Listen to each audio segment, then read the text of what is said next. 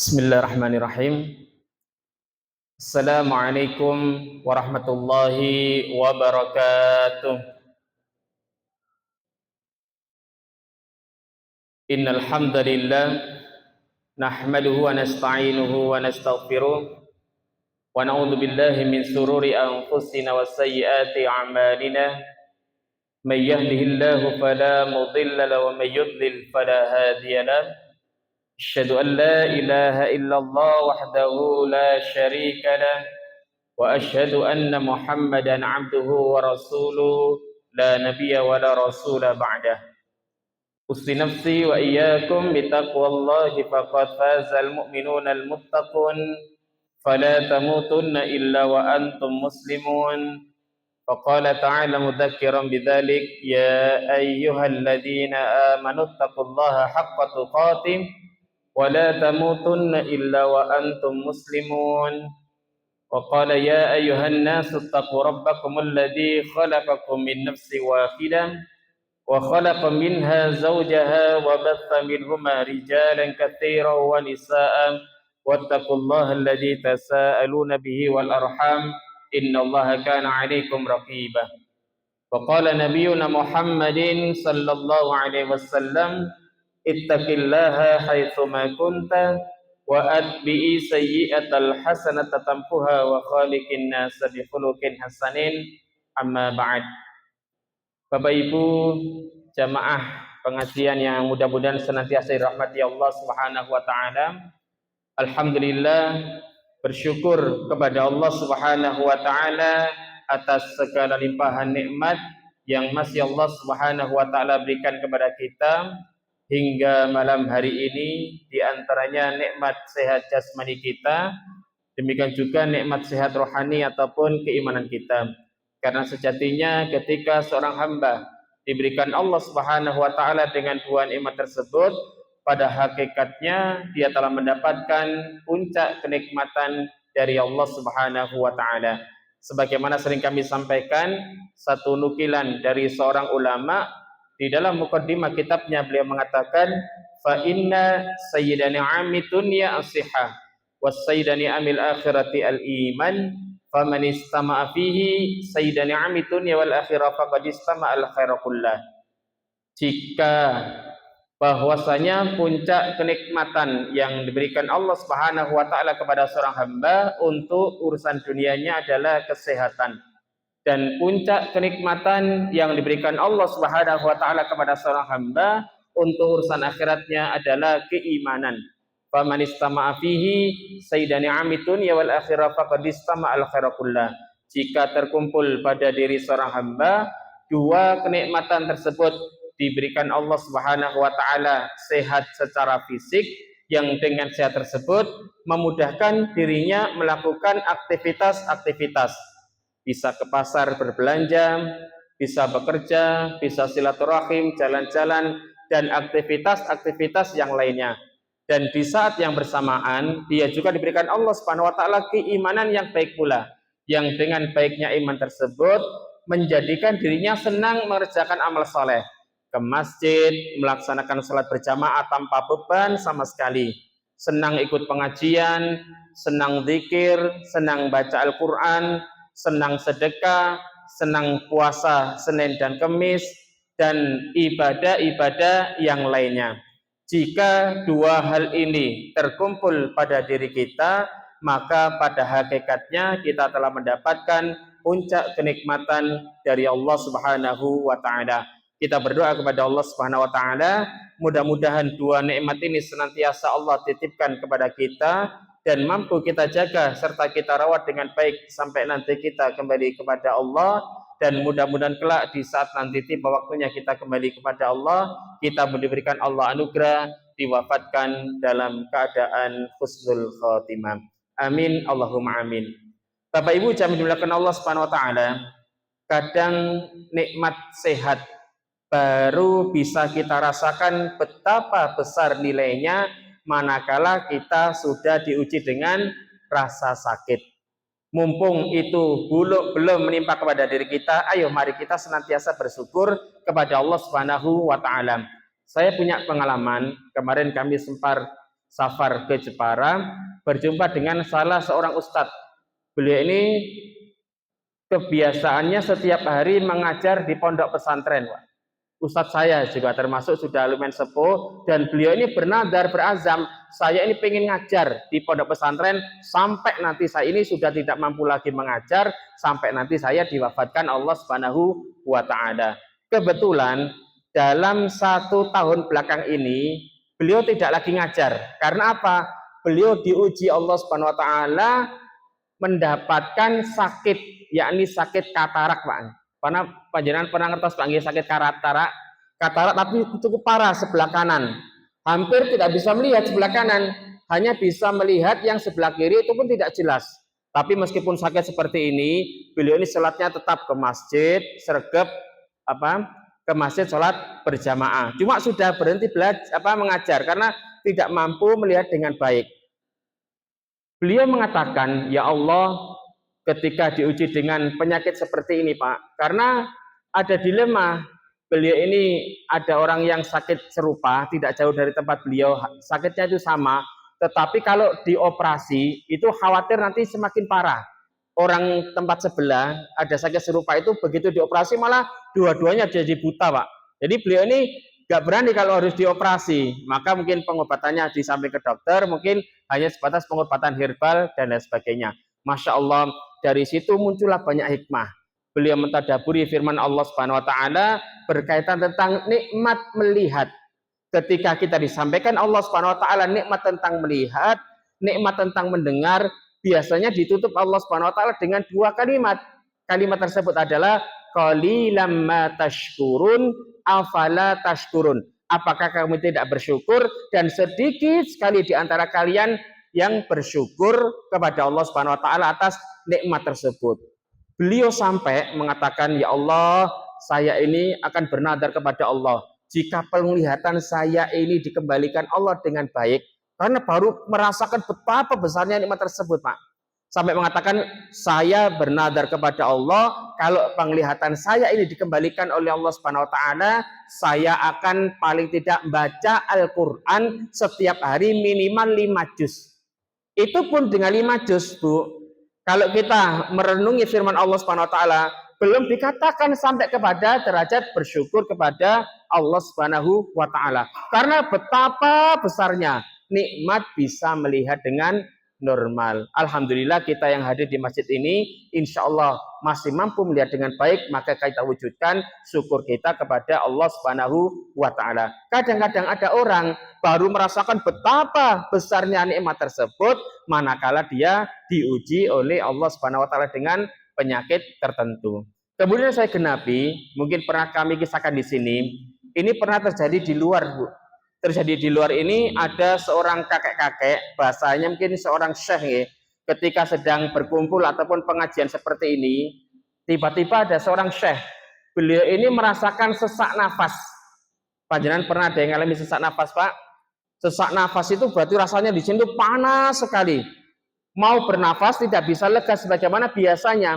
Ketika sesak nafas tersebut, akhirnya mau tidak mau, beliau ini dirujuk ke rumah sakit. Akhirnya ketika sampai di rumah sakit, ditangani oleh dokter spesialis, ditangani dengan baik, kurang lebih penanganannya hampir memakan waktu sekitar 1 jam. Akhirnya beliau bisa bernafas dengan lega sebagaimana sekarang kita bernafas seperti ini. Dan Masya Allah, di tempat manapun itu sama. Ketika sudah diobati, maka otomatis akan muncul tagihan. Sama. Ketika datang tagihan, kemudian begitu dilihat tagihannya, kalau dikurskan ke rupiah, karena di tempat itu kan sedang menggunakan real ya, di mata uang negara tersebut.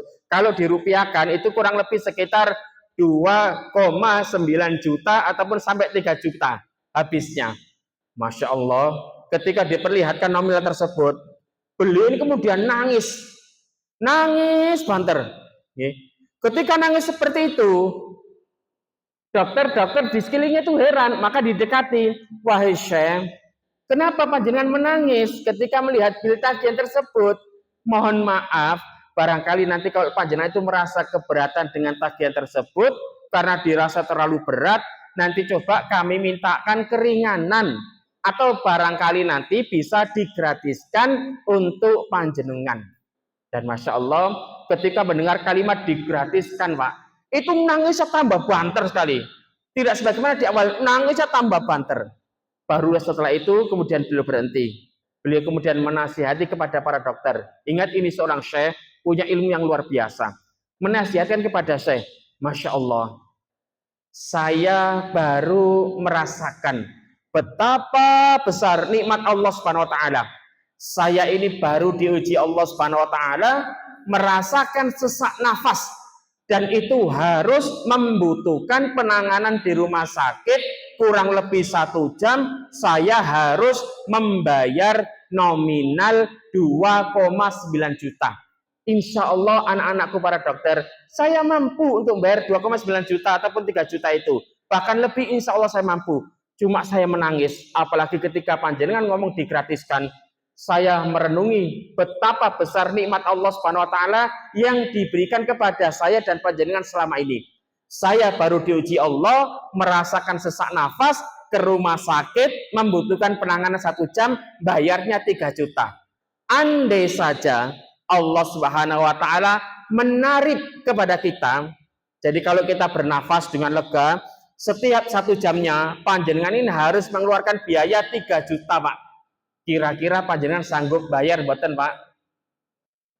Kalau 1 hari 24 jam, berarti di total sudah berapa jumlahnya? 3 juta kali 24. Wes nggak usah ngitung, Pak, sudah besar. Kalau 1 bulan dikali 30 hari lagi, jumlahnya berapa? Kalau kali 1 tahun 365 hari. Kalau usia panjenengan sekarang sudah ada yang 40 tahun, 50 tahun, 60 tahun, itu kira-kira nominalnya berapa, Pak? Padahal kalau dihentikan Allah sebentar saja, itu sudah merasakan rasa sakit luar biasa. Maka Masya Allah, wajar beliau mengatakan, ini baru dari satu sisi pernafasan kita. 1 jamnya kalau ditarik Allah dengan 3 juta, tidak bisa kita bayangkan kalau kita hidupnya sekarang sudah 30 tahun, 40 tahun, 50 tahun, bahkan 60 tahun. Belum lagi pendengaran, belum lagi penglihatan, belum lagi tangan yang masih berfungsi dengan baik, kaki yang bisa berjalan dengan baik, dan lain sebagainya. Maka Allah Subhanahu wa taala mengingatkan kepada kita di dalam Al-Qur'an, kalau kalian mau menghitung nikmat dari Allah Subhanahu wa taala, saya yakin panjenengan tidak akan mampu. Sebagaimana firman Allah Subhanahu wa taala, wa in ta'uddu ni'matallahi la tuhsuha. Jika kalian mau menghitung nikmat dari Allah Subhanahu wa taala, niscaya kalian tidak akan mampu untuk menghitung nikmat tersebut. Oleh karenanya, permintaan Allah sederhana kepada kita.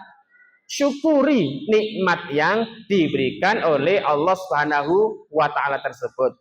Kadang-kadang kita ini perlu untuk sesekali, Pak, entah tatkala panjenengan sedang menengok teman panjenengan, saudara panjenengan, tetangga panjenengan yang sakit di rumah sakit, panjenengan tengok, lihat mereka yang mohon maaf tidak bisa aktivitas sebagaimana kita ini, diuji Allah Subhanahu wa taala, sakit lumpuh, kena kanker dan lain sebagainya. Kadang-kadang kita harus melihat seperti ini supaya kita ini merasa bahwasanya nikmat yang diberikan Allah Subhanahu wa taala kepada saya dalam keadaan sehat ini, Masya Allah, nikmat yang sangat istimewa. Sehingga wajar kalau Syekh tersebut di dalam kitabnya mengatakan, fa inna sayyidani amid dunya asiha, bahwasanya puncak kenikmatan yang diberikan Allah Subhanahu wa taala kepada seorang hamba untuk urusan dunianya adalah kesehatan. Kemudian kita beralih ke depan tadi, Allah tidak mulu-mulu hanya minta kepada kita untuk pandai bersyukur kepada Allah Subhanahu wa taala. Dan cara syukurnya seperti apa? Cara syukurnya itu sudah diatur baik di dalam Al-Qur'an, dijelaskan melalui sabda Nabi kita Muhammad sallallahu alaihi wasallam, demikian juga untuk kemudahan banyak dibukukan di dalam kitab-kitab oleh para ulama.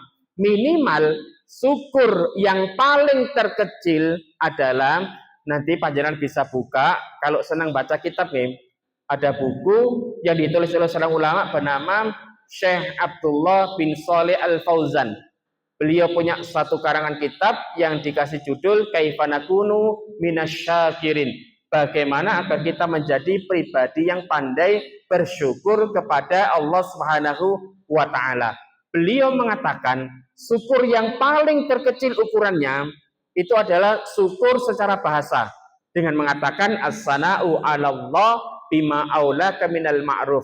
Kita memuji Allah Subhanahu wa taala atas kebaikan pemberian yang masih diberikan Allah kepada diri kita. Dengan apa? Dengan lisan kita yang senantiasa spontanitas keluar kalimat hamdalah, alhamdulillahi rabbil alamin. Jadi panjenengan kalau mendapatkan nikmat dari Allah, maka pertama kali yang kita kerjakan adalah kita memuji kepada Allah.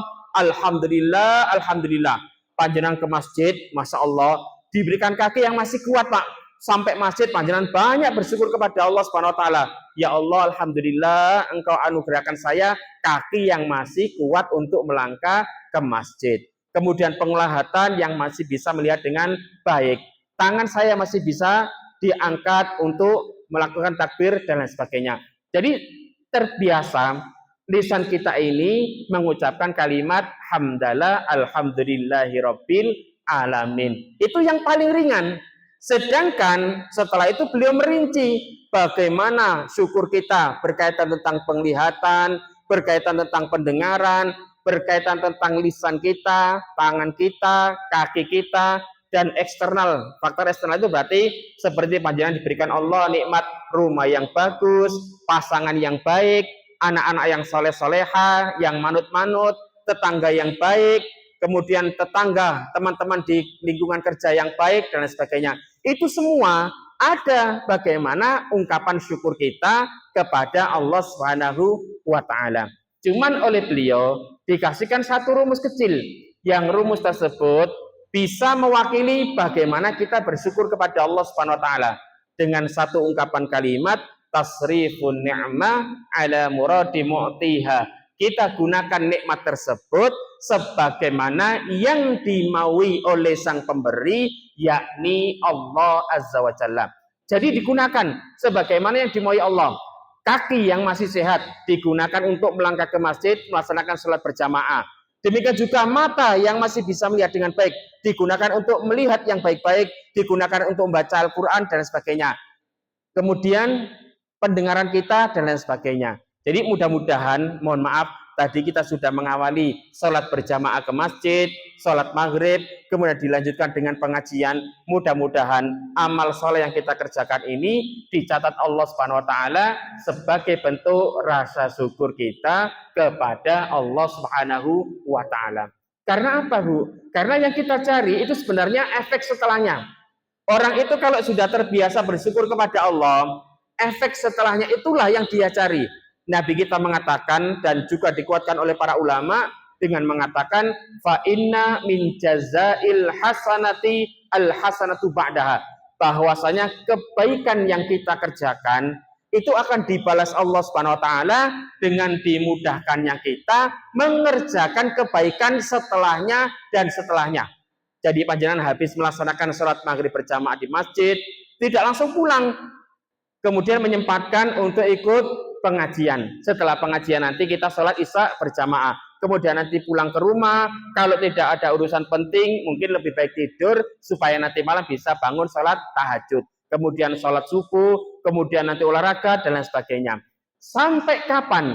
Sampai nanti di titik di mana kita sedang mengerjakan amal soleh, apapun bentuknya.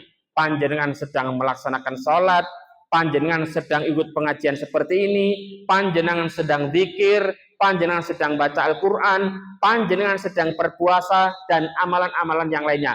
Dan di saat itu nyawa kita dicabut oleh Allah Subhanahu wa taala. Insya Allah berpeluang besar wafat dalam keadaan husnul khotimah. Dan itu diawali dari syukur kita kepada Allah Subhanahu wa taala.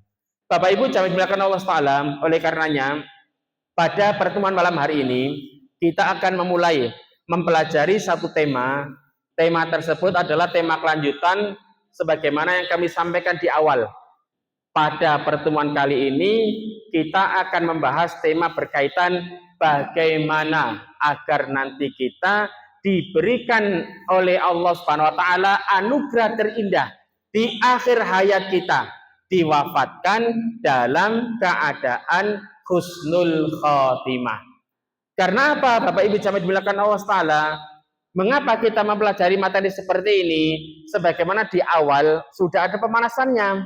Karena mohon maaf, kita hidup di dunia ini diberikan Allah Subhanahu wa taala kesempatan itu cuma sekali saja, Bu.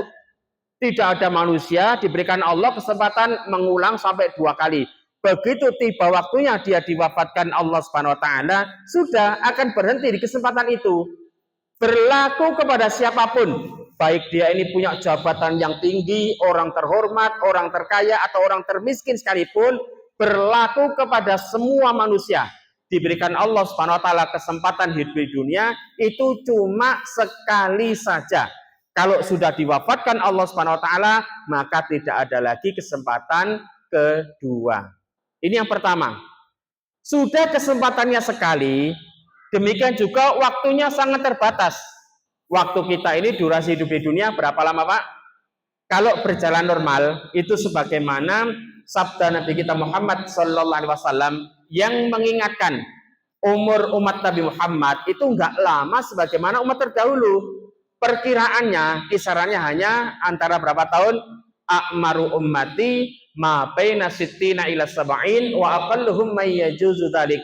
Batasan usia umat Nabi Muhammad sallallahu alaihi wasallam itu hanya berkisar antara 60 sampai 70 tahun saja. Ini yang mengatakan Nabi kita Muhammad sallallahu alaihi wasallam. Umur umatnya, bahkan nabinya Nabi Muhammad sallallahu alaihi wasallam itu pun dipanggil Allah Subhanahu wa taala, diwafatkan Allah di usia berapa tahun, Pak? 63 tahun. Sahabat terdekatnya, sahabat Abu Bakar As-Siddiq radhiyallahu taala anhu, beliau wafat ketika usianya berapa? 63 tahun. Sahabat terdekatnya lagi, sahabat Umar bin Khattab radhiyallahu taala anhu, ketika wafat beliau usianya berapa? 63 tahun.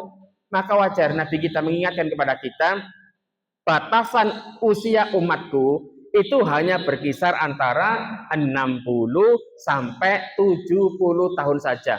Dan sedikit sekali di antara mereka yang diberikan Allah Subhanahu wa taala tangguh usia kelebihan daripada 70 tahun. Meskipun kadang kita jumpai ada orang yang usianya di atas 70 tahun meskipun jumlahnya tidak banyak sebagaimana yang diwafatkan Allah sebelum usia 70 tahun. Mohon maaf, yang di masjid ini ada yang usianya 70 tahun, Pak. Simba usianya pinten, Pak? Yuswane 60. Berarti masa-masa penantian. Sama nggih. Bukan berarti yang disampaikan Nabi ini itu berarti angka pasti. Bukan berarti kemudian kita menunggu Ustadz, saya sekarang usianya masih 40 tahun. Oh, masih lama. Berarti masih 20 tahun lagi ataupun bisa jadi 30 tahun lagi. Tidak seperti ini. Karena bisa jadi pinten, Mbak? Masya Allah. Nanti kami sampaikan, Bang, kalau usianya lebih 70 tahun berarti yang harus kita pegang seperti apa. Cuma Nabi kita mewanti-wanti, dikasih kabar, nggak lama, hanya 60 sampai 70 tahun saja. Ingat, ini bukan angka pasti karena banyak yang diwafatkan Allah sebelum usia 60 tahun. Demikian juga ada yang diberikan Allah kelebihan usia lebih daripada 70 tahun. Dan alhamdulillah kita bisa menyaksikan beliau yang hadir di antara kita ini ada yang usianya 90 tahun. Bahkan insya Allah sehat, Bang.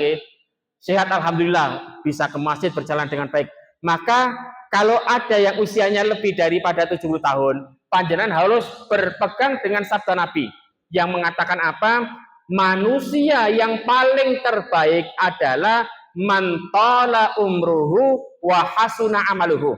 Manusia yang terbaik menurut Nabi adalah mereka yang diberikan Allah usia panjang, jadi lebih daripada 70 tahun, bisa 80 tahun, bisa 90 tahun, tetapi banyak mengerjakan kebaikan-kebaikan. Demikian juga sebaliknya, manusia yang terjelek menurut Nabi kita Muhammad sallallahu alaihi wasallam adalah man tala umruhu wa sa'a amaluhu, yang diberikan Allah usia panjang tapi banyak mengerjakan keburukan-keburukan dan kemaksiatan-kemaksiatan. Jadi tinggal kita berpegang, saya ini diberikan Allah usia panjang, apakah banyak mengerjakan kebaikan untuk saya jadikan sebagai bekal ketika nanti saya pulang menghadap kepada Allah Subhanahu wa taala ataukah sebaliknya. Oleh karenanya banyak berdoa kepada Allah Subhanahu wa taala, mudah-mudahan di sisa usia kita ini kita dimudahkan Allah Subhanahu wa taala untuk bisa mengerjakan kebaikan-kebaikan yang kebaikan tersebut kita jadikan sebagai bekal terbaik untuk kita bawa pulang kembali kepada Allah Subhanahu wa taala. Kemudian Bapak Ibu jamaah dimuliakan Allah taala, waktunya terbatas. Demikian juga enggak ada manusia, terutama usia umat Nabi Muhammad SAW yang sampai lama. Kalaupun lama, pernah kita saksikan ya, di TV itu ada yang usianya sampai kurang lebih 120-an tahun. Tetapi itu, Masya Allah, kita saksikan, mohon maaf ya, kalau bahasa kita itu, bisa jadi orang ini, seperti keadaannya itu capek sekali Bu. Bahkan merepotkan yang lainnya. Nggak bisa apa-apa, hanya di tempat tidur saja, mau apa-apa itu harus dibantu oleh anak, apalagi cucu-cucunya. Karena usia 126 tahun, itu biasanya bahkan anak-anaknya sudah dipanggil Allah Subhanahu wa taala. Mungkin yang diharapkan itu cucu dan cicitnya yang merawat dia. Maka kita berdoa kepada Allah Taala, nggak usah lama-lama di dunia ini Pak Bu. Yang penting nanti kita siapkan dengan baik.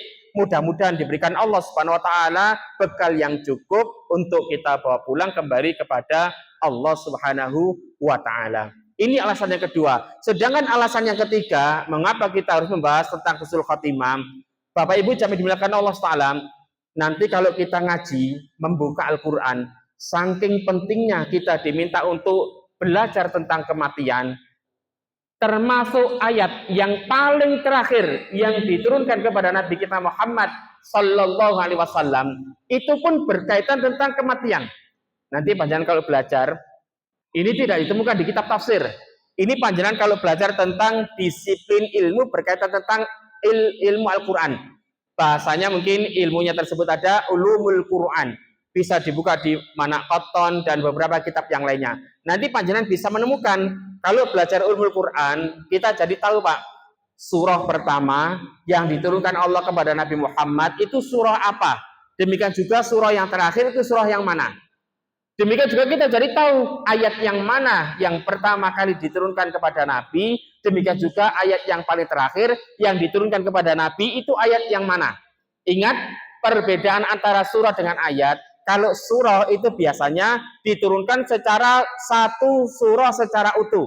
Barangkali mungkin kebanyakan surah-surah yang di Madaniyah ya, barangkali mungkin seperti Juz Amma dan sebagainya, itu diturunkan sekaligus. Misal surah Al-Asr, wal asri innal insana lafi khusr sampai terakhir. Tetapi kadang juga bentuknya ayat menyesuaikan saat itu yang paling dibutuhkan oleh Nabi Muhammad SAW itu ayat yang mana.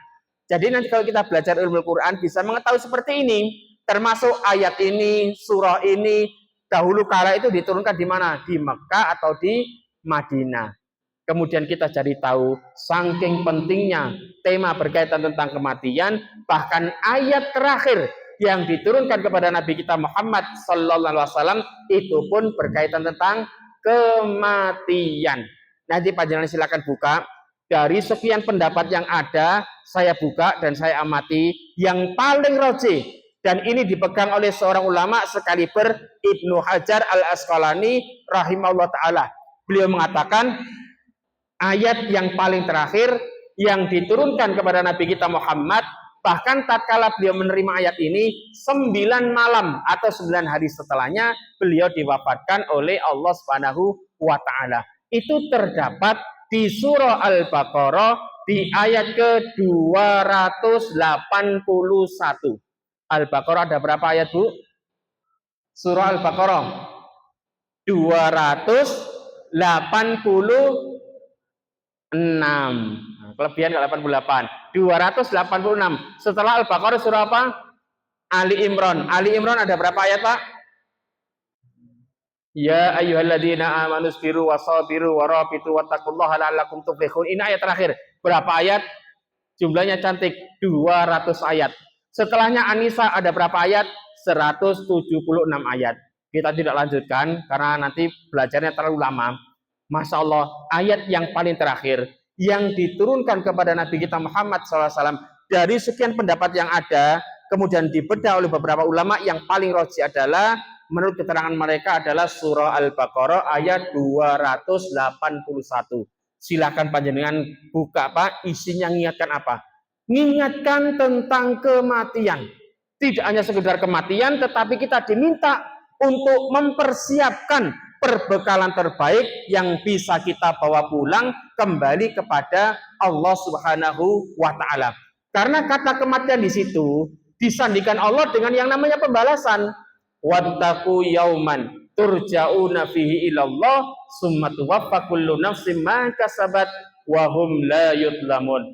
Takutlah kalian, bertakwalah kalian kepada Allah Subhanahu wa taala akan hari di mana kalian nanti pasti akan kembali, akan diwafatkan Allah Subhanahu wa taala, akan kembali kepada Allah dan akan diwafatkan Allah Subhanahu wa taala serta akan dibalas atas segala perbuatan yang pernah kalian kerjakan. Jadi saking pentingnya kita untuk jaga-jaga waspada tentang kematian, ayat terakhir yang disampaikan Allah kepada Nabi kita, sekaligus ayat yang paling terakhir diturunkan kepada Nabi kita, itu pun berkaitan tentang kematian. Ini alasan ketiga, saya tambahkan sampai keempat, mengapa nanti kita harus mempelajari tentang husnul khotimah. Karena mau tidak mau, kita harus mencari, Bu, agar nanti supaya saya dan panjenengan bisa diberikan Allah anugerah, diwafatkan dalam keadaan husnul khotimah. Saya tutup dengan alasan yang keempat, mengapa? Karena Bapak Ibu jamaah dimuliakan Allah Ta'ala, sudah kesempatannya sekali, kemudian durasinya terbatas. Hidup kita ini hanya antara 60 sampai 70 tahun, kalau lebih tidak lama. Kemudian ayat terakhir yang diturunkan pun berkaitan tentang kematian. Yang keempat, ada satu momentum, di mana momentum tersebut adalah momentum yang paling mendebarkan, yang kita semua nanti pasti akan menghadapi, tidak bisa diwakilkan kepada orang lain. Momentum tersebut adalah momentum yang paling menegangkan, di mana di saat kita nanti berhadapan dengan yang namanya sakaratul maut. Sakaratul maut itu diibaratkan sebagaimana orang di pedang, karena suatu ketika Nabi kita bersabda yang dibawakan oleh cucu beliau Al-Hasan, Miqdaru syiddatul mauti atau qadru syiddatil mauti wa karbihi 'alal mu'min kadarbati bisayfi salasa mi'ati marrah, bahwasanya takaran bagaimana rasa sakit ketika orang ini merasakan sakaratul maut itu diibaratkan sebagaimana orang di pedang, Pak. Tidak hanya sekali, salasa mi'ati marrah, 300 kali pedangan. Itu rasa sakit ketika berhadapan dengan sakaratul maut. Panjenengan mohon maaf, biasanya ini yang sering merasakan ibu-ibu nggih. Ibu-ibu kalau lagi masak, ngiris bawang, kemudian kena pisau sedikit, sakit mboten, Bu? Sakit nggih, pasti perih, Pak. Itu kena pisau sedikit. Dan sakaratul maut itu saking sakitnya diibaratkan sebagaimana orang di pedang, Pak. Tidak hanya sekali tetapi 300 kali pedangan. Tetapi jangan berhenti di sini keterangannya. Alhamdulillah, kita termasuk bagian daripada umat Nabi Muhammad Sallallahu Alaihi Wasallam. Kalau umat Nabi Muhammad Sallallahu Alaihi Wasallam itu nanti bergantung terhadap kondisi umatnya. Tetapi tidak berlaku, mohon maaf saya baca di banyak keterangan, umat-umat sebelum Nabi Muhammad itu hampir rata-rata merasakan rasa sakit ketika berhadapan dengan sakaratul maut. Untuk umat Nabi Muhammad diberikan pengecualian, Pak. Tergantung kepada mereka. Barangkali ini juga termasuk di antara permintaan Nabi kita Muhammad SAW yang mungkin jarang disampaikan oleh para asatidnya. Beliau ini menjelang wafatnya, Pak, itu berdoa kepada Allah Subhanahu wa taala. Doanya seperti apa? Karena saking cintanya kepada umatnya, selalu yang dipikirkan adalah umatnya. Contoh kemarin ketika kita Idul Adha itu beliau sampai memikirkan, Pak, ketika sedang menyembelih hewan korban, yang dipikirkan Nabi apa? Allahumma bismillahirrahmanirrahim, Allahumma hadami Muhammad, ya Allah, ini persembahan dari Muhammad, wa ali Muhammad dan keluarga Muhammad, wa ummati Muhammadin sallallahu alaihi wasallam, dan juga persembahan dari umat Muhammad sallallahu alaihi wasallam yang barangkali selama hidupnya belum mampu untuk menunaikan kurban. Itu dipikirkan Nabi kita. Bahkan sampai di titik di mana beliau akan diwafatkan Allah Subhanahu wa taala, beliau tahu bagaimana proses sakaratul maut itu sangat mendebarkan dan sangat meyakinkan. Maka beliau berdoa kepada Allah Subhanahu wa taala. Doanya kalau saya terjemahkan seperti ini. Ya Rabb, wahai Rabb, ya Allah, jika diperkenankan, bahasanya jika diperkenankan, mohon timpahkan seluruh rasa sakit yang akan dialami oleh umatku ketika berhadapan dengan sakaratul maut. Tolong semuanya timpahkan kepadaku saja ya Allah. Mumpung ini masih ada kesempatan ya Allah, supaya umatku nanti tidak lagi merasakan rasa sakit ketika berhadapan dengan sakaratul maut. Masya Allah, ini saking cintanya Nabi Muhammad kepada umatnya, orang-orang seperti diri kita. Tetapi menurut keterangan para ulama, karena bahasa beliau meminta kepada Allah Subhanahu wa taala dengan kalimat jika diperkenankan, mohon timpahkan, maka di sana ada keterangan para ulama kembali kepada umatnya Nabi Muhammad sallallahu alaihi wasallam. Diberikan pengecualian, tidak sebagaimana umat terdahulu, Pak. Nanti panjenengan suka baca kitab bisa dibuka faktanya. Umat-umat terdahulu sebelum Nabi Muhammad, bahkan orang solehnya pun itu rata-rata merasakan rasa sakit ketika berhadapan dengan sakaratul maut. Tetapi umat Nabi Muhammad diberikan pengecualian. Ada yang dimudahkan Allah Subhanahu wa taala tidak merasakan rasa sakit. Mereka ini diantaranya yang wafat dalam keadaan syahid fi sabilillah. Wafatnya seperti apa? Kalqors, sebagaimana digigit, dicubit ataupun digigit semut, Pak. Seperti digigit kemudian wafat kembali kepada Allah Subhanahu wa taala. Demikian juga diibaratkan oleh ulama sebagaimana kasyara, rambut yang jatuh ke adonan kue. Panjenengan kalau misalkan membuat roti nggih, roti kan berarti harus ngaduk-aduk tepung, Bu. Ketika lagi ngaduk, mohon maaf, ada rambut panjenengan yang jatuh. Ini adonannya belum kering. Kemudian panjenengan ambil. Susah mboten, Bu? Mboten susah. Ini juga diibaratkan orang dalam keadaan beriman kepada Allah tidak merasakan rasa sakit yang berlebihan. Tetapi ada juga yang diibaratkan sebagaimana ada kawat berduri dimasukkan ke dalam tubuh kita, bahkan posisinya menyilang, kemudian ditarik dengan paksa. Kondisi tubuh tersebut pasti akan koyak dan rusak. Inilah mereka yang merasakan rasa sakit ketika berhadapan dengan sakaratul maut. Oleh karenanya Bapak Ibu jamaah dimuliakan Allah Ta'ala, dengan beberapa hal pertimbangan ini, maka mau tidak mau, ayo kita cari supaya nanti kita ketika diwafatkan Allah Subhanahu wa taala agar diwafatkan dalam keadaan husnul khotimah. Karena di antara kita belum ada jaminan sama sekali di saat nanti kita diwafatkan Allah Subhanahu wa taala wafatnya dalam keadaan husnul khotimah ataupun tidak. Belum ada jaminan sama sekali, Pak. Siapapun panjenengan, baik dia seorang ustadz, seorang mubalik, baik dia seorang presiden, seorang menteri, orang terkaya sekalipun, orang paling terpandang sekalipun, orang termiskin sekalipun, belum ada jaminan dia nanti ketika wafatnya dalam keadaan husnul khotimah. Kenapa saya katakan seperti ini? Karena zaman kita hidup saat ini berbeda dengan zaman di mana dahulu kala Nabi kita Muhammad sallallahu alaihi wasallam ketika beliau masih hidup. Kalau Nabi Muhammad masih hidup, maka enak. Ada beberapa orang sahabat yang kita temukan mendapatkan jaminan dari Nabi kita Muhammad sallallahu alaihi wasallam, mereka ini nanti pasti masuk surga. Di antaranya kita mendapatkan keterangan al-asyra al-mubasysyaruna bil jannah. 10 orang sahabat yang dijamin masuk surga. Di antaranya ada sahabat Umar, Abu Bakar, Umar, Utsman, Ali, dan seterusnya. 10 orang.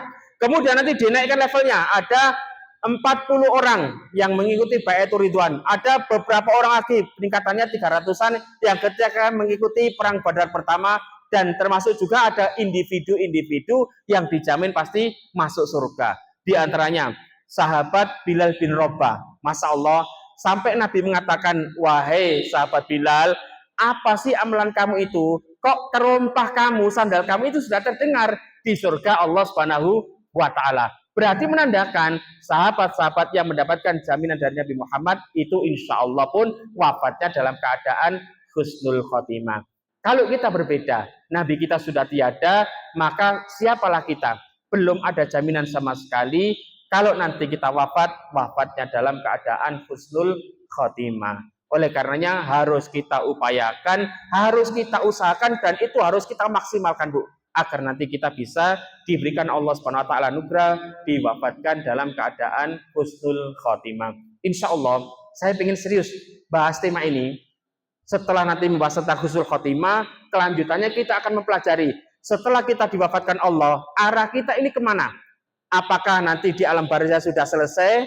Apakah nanti setelah dibangkitkan selesai? Kemudian nanti dikumpulkan di padang mahsyar, kemudian nanti melaksanakan apa? Ada proses-proses pengadilan, mizan, sirat, kemudian sampai kepada neraka dan surga. Insya Allah nanti yang akan kita pelajari selanjutnya adalah berkaitan tentang bagaimana proses perjalanan kita setelah diwafatkan Allah Subhanahu wa taala. Tentunya sebelum mengawali itu kita harus bisa mempelajari tentang agar kita bisa diwafatkan Allah dalam keadaan husnul khotimah. Insya Allah ini sudah masuk adzan, Pak nggih. Mohon maaf, mungkin kita cukupkan dulu supaya nanti pertemuan besok kita bisa fokus, Bu. Besok kita bahas tentang tips agar bisa diwafatkan Allah dalam keadaan husnul khotimah. Nanti di awal saya akan banyak ngasih cerita nyata. Cerita nyata ini saya tidak ambil dari kisah-kisah ulama terdahulu. Saya kumpulkan dari kisah-kisah orang terdekat di sini saja.